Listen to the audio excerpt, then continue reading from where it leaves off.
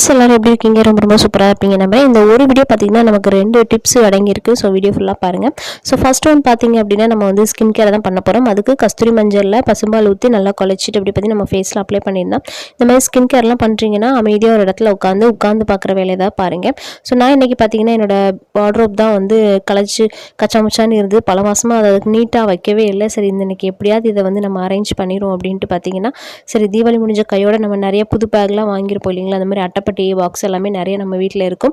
So அதை வச்சு இன்றைக்கி நம்ம எல்லாம் ஆர்கனைஸ் பண்ணிடலாம் அப்படின்ட்டு பார்த்தீங்கன்னா கடகடன்னு எல்லாம் எடுத்து வச்சுட்டு குழந்தைங்களுக்குள்ளது என்னோடது எல்லாமே தனியாக பிரித்து வச்சு பார்த்தீங்கன்னா நான் பண்ணிட்டேன். பெரிய அந்த ரெட் கலர் பேக்கில் பார்த்தீங்கன்னா பாப்பாக்குள்ள அந்த புஸ் கவுன் லாங் கவுன் அந்த மாதிரிலாம் இருக்குல்ல. ஸோ அதெல்லாம் அடுக்கி வச்சாச்சு. மற்றது சைடில் பார்த்தீங்கன்னா ஸோ கொஞ்சம் பார்த்தீங்கன்னா அந்த நார்மல் கவுனு அப்புறம் பார்த்தீங்கன்னா பேண்ட் ஷர்ட் அந்த மாதிரி வச்சாச்சு. அதே மாதிரி தம்பிக்குள்ளதுமே அந்த அட்டைப்பட்டி பாக்ஸ் வச்சு ஷர்ட்டு ஒரு பக்கத்துலையும் பேண்ட் ஒரு பக்கத்துலையும் நீட்டாக அடுக்கி வச்சுட்டேன்.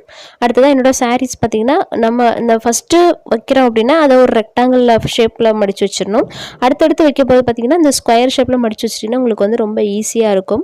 இடமே நமக்கு ரொம்ப கிடைக்கும். ஓகேங்களா? ஸோ அடுத்த பார்த்திங்கன்னா பையில் பார்த்திங்கன்னா என்னோடய ஆரி ப்ளவுஸ் வந்து போட்டு வச்சுருப்பேன். கவர் வச்சு அதுக்கு வெளியில் பார்த்திங்கன்னா அந்த மாதிரி பை போட்டு வச்சுருப்பேன். ஸோ அதுவுமே நமக்கு வந்து இடத்த ரொம்ப அடைக்காது.